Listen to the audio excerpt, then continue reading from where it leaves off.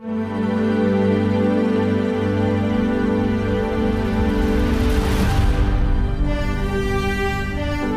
for listening to Wellness Wednesday today. I'm your host, Lori Gilbert, and today we are talking to Shelby Riley, a rural foster care recruiter for the Division of Child and Family Services.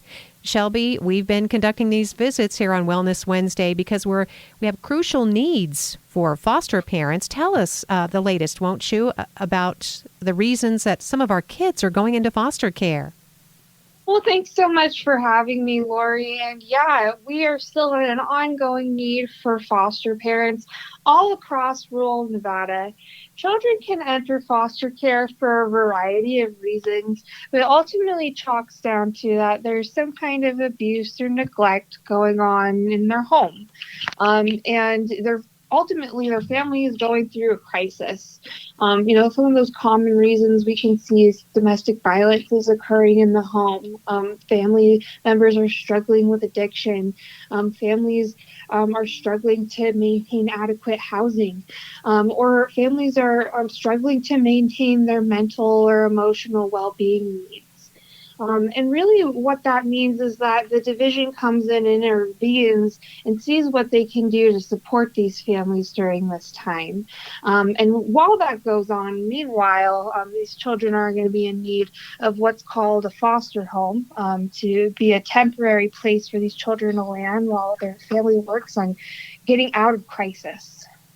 Well, we know, Shelby, that a lot of people have some sort of stereotypes. There are some myths surrounding foster parenting, and we want to make sure people are aware that foster parents, there really are some broad definitions for foster parents anymore, right?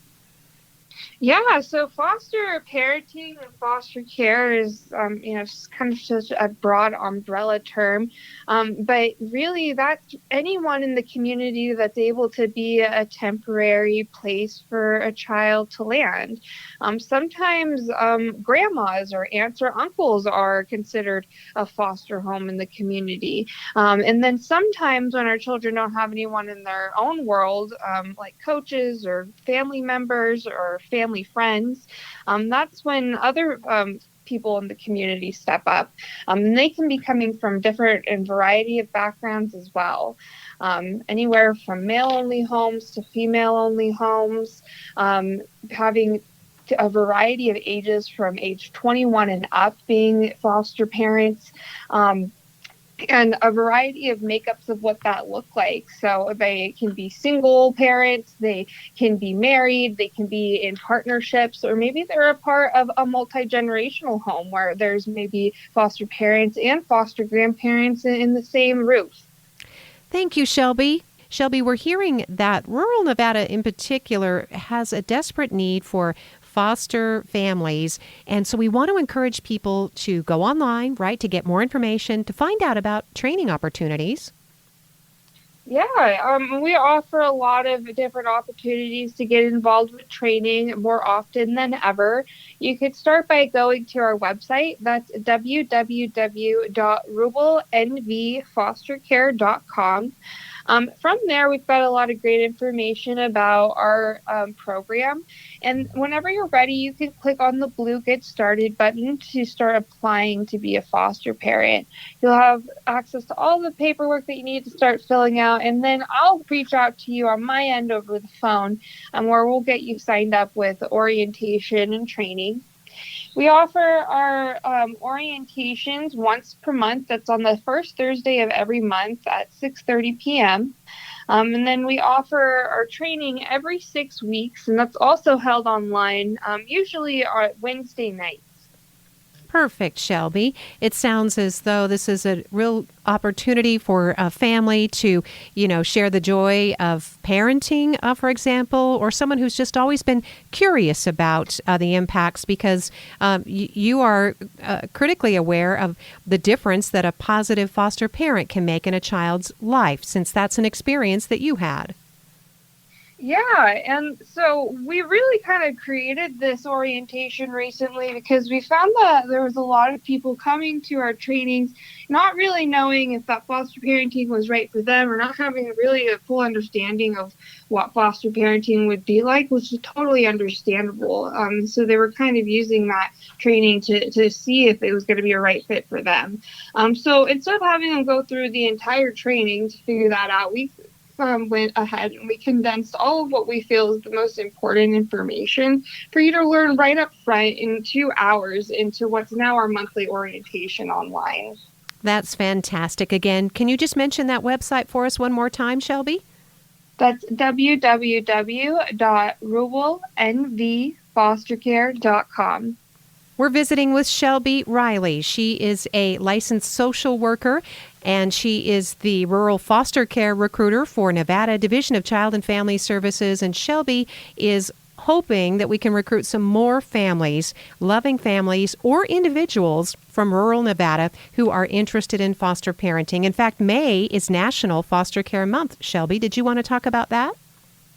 Yeah, so National Foster Care Month is a time to just really elevate and celebrate the work and amazing work that our current foster homes are doing all across the nation and all across Nevada, and remind the community on our need for foster homes today. You can get involved in you can get involved the entire month by wearing blue for National Foster Care Month. And you can also go to our website and learn more under our news and resource page. Oh, that's really nice. You can do something as simple as, wearing a symbolic color, or you can certainly talk about becoming a foster family with your family. And even the governor has proclaimed this, right, Shelby? Yes, and we're so excited to have that support from Governor Lombardo and reminding the community such the important need for foster care and the work that is done to ultimately bring children into a safe space and into safe permanent families. Emphasizing safe. So if you listening, someone you know, someone you care for, is interested in foster parenting, please visit that website and give Shelby a call. She would love to talk to you about foster parenting opportunities throughout rural Nevada.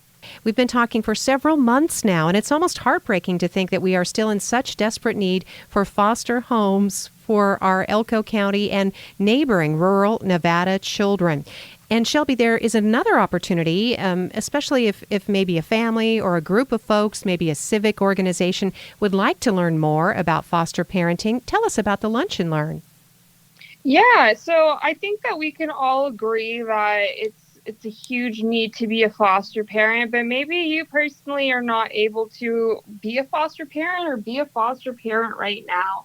There's other ways that you can help, and that is helping us spread the need. You can go online to learn more about signing up your group or organization for a free Lunch and Learn presentation on foster parenting.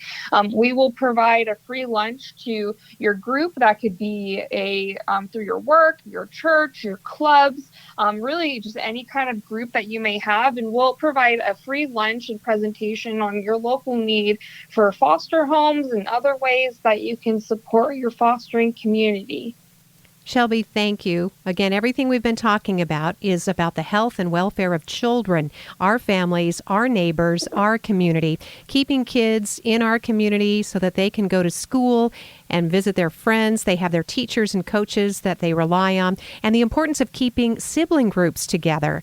This and much more, and you can find out at the Rural Nevada website for foster care. Shelby, if you wouldn't mind just one more time giving us that website that folks can go to.